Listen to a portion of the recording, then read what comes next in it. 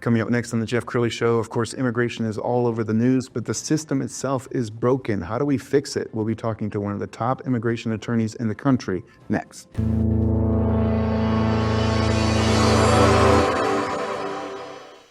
Many are predicting that the worst is yet to come, which is unfortunate, said one person here.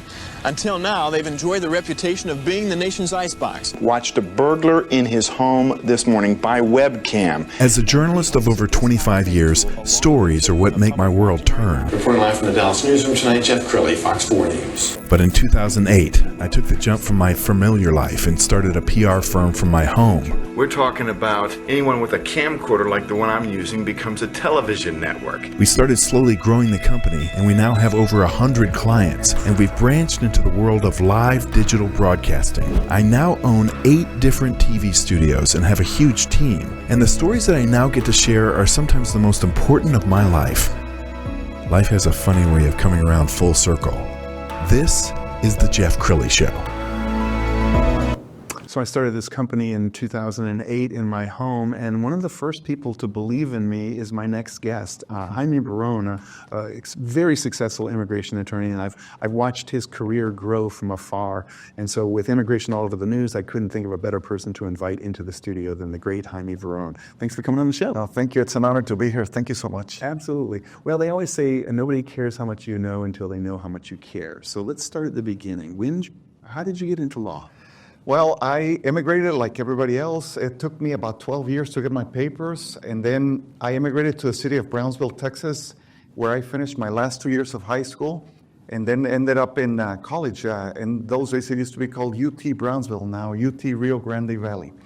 And I suddenly discovered that I really loved going to school, and I was able to finish my undergraduate and business management degree in about 3 years.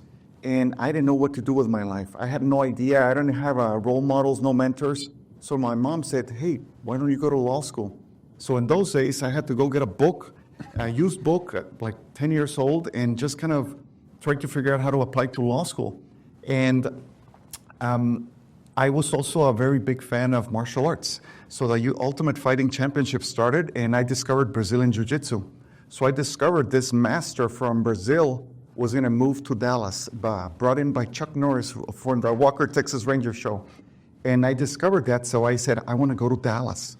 And SMU accepted me, and I've been here 30 years now. Yeah, and your office has grown from one little executive suite when you first started to now how many cities are you in?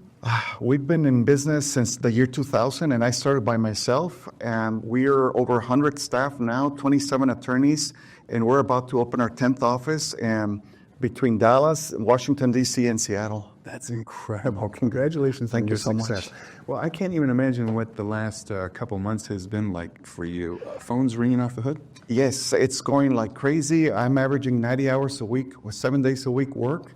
And we have to do what the law forces us to do, which is defend our clients. Wow. Now, tell us about the backlog at immigration court, because how long does it take? If somebody wants to do it legally, how long does it take to get a green card? Sadly, how the system is set up right now, they don't allow you to do it properly, legally, and survive.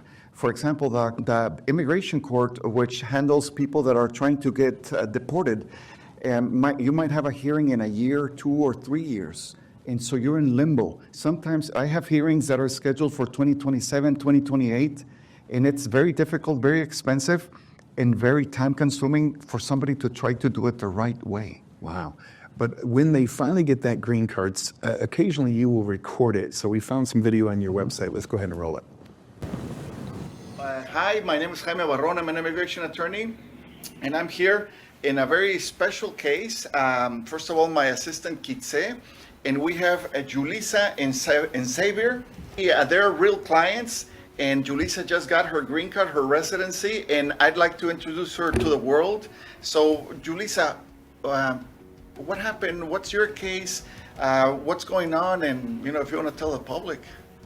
Hi, I'm Julissa. I'm currently a nurse, and I just got my green card. Thanks to Jaime and all of his wonderful employees that helped us during this journey. So I was born in Mexico, and I was there for a short period of my life. And then when I was about a year old, my parents brought me here, so I came in undocumented. And I didn't, for the longest of time, I went living life not knowing the difference. I just thought I was like everybody else. Yeah. Until I started learning about it and realized how scary the world really was, how we weren't really accepted here. And so I didn't know, but then I soon had to learn the hard way that I couldn't apply to certain schools, I couldn't apply for a job because I was not documented. And so I always wanted to be a nurse, and unfortunately I couldn't go to clinicals, I couldn't apply for certain internships during high school because I didn't have a social. I cried a lot, it was sad. But then in 2012, Obama opened up a new program called DACA, and it was a Life blessing. changer, yeah. Yes, it was. And so my parents, they always wanted the best for us because I have 2 younger siblings, and they called your office, and then we got everything going. We dug up all these little certificates that I had since pre-K. Papers, Yeah. And fortunately enough, I got my first DACA, and then ever since then, I was able to go to community college. I started first job. I started working as a nurse assistant and finally applied for nursing school. And eventually, kept renewing DACA, kept going, and I was able to get, be into the nursing program. I finally finished it, got my license, so now I'm a nurse. Been a nurse for over 2 years now. And then during that process, when I started college, I met him, and he was very insistent, and finally we started dating, and obviously he knew about my situation. He kind of has like a little background with his family as well, and so he was very open and supportive. Yes, very supportive. The whole way. Yes, and he liked me enough. We got married. And he always told me that he was willing to help me. So we started our green card process in November last year. And thankfully, with all the help that we've gotten, I got my green card early this month. So now here we are. And hopefully Congratulations. Thank you. And hopefully the next step, in 3 years or so, I'll be applying for my citizenship. Excellent. So it's been a roller coaster ride full of emotions. Now you're going downhill. Yes. I thought I was gonna cry when I got the card in the mail, but I didn't. But I was happy. So. Yes. This is just one of many people that come to the U.S. to improve their life, pay their taxes, and are responsible citizens. So congratulations, Yulisa, and congratulations, Xavier, because this is a family success, and this will overall improve your lives 1,000%. So congratulations, and thank you for trusting us. Thank you for all the help and everything. We appreciate it. Yeah.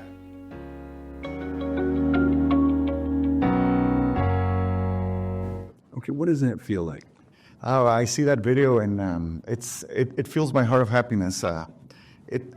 You never relinquish that pleasure of helping somebody improve their life. So I always tell my staff, if something happens to me tomorrow, I know I help people, and we improved the United States. We improved everything, and so many lives changed. You were telling me during the break that people that you helped when they were just very young are now adults and they're coming back to you.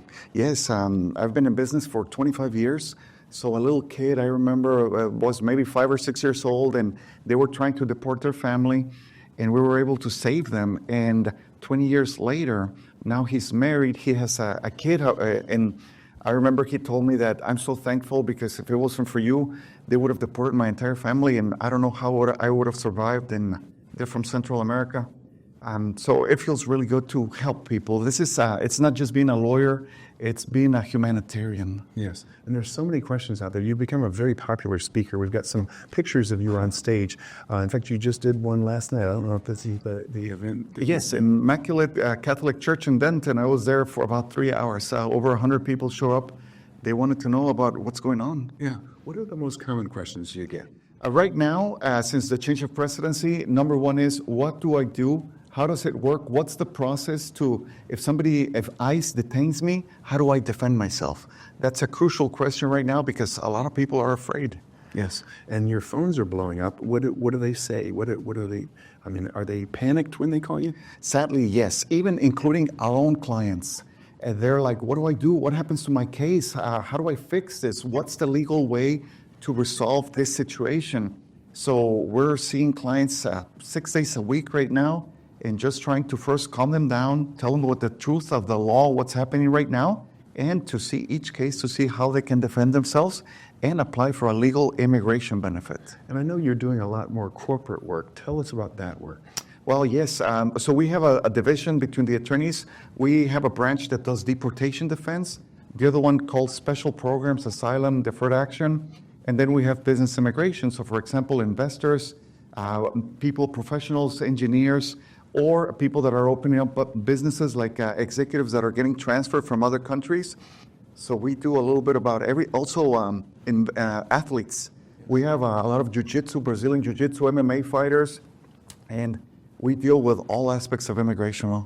Okay, Jaime, we're almost out of time, so look into the camera on the left and talk to the person who might need to call you. Sure. What's the process like? It's really easy. They can find all our information on social media or my website, Jaime Barron or JaimeBarron.com. And we can schedule somebody really fast because we have 27 attorneys. And, attorney-client privilege, when you talk to an attorney so you can vent, you can talk about the situation, and hopefully we find a way under the law to fix the situation. Outstanding. You're an amazing guest, and thank you for sharing your heart and your expertise with the world. We're going to end with his website, which is, of course, JaimeBarron.com, the great Jaime Barron. Thanks for coming on the show. Thank you so much. You bet. That's it for now. We'll see you next time.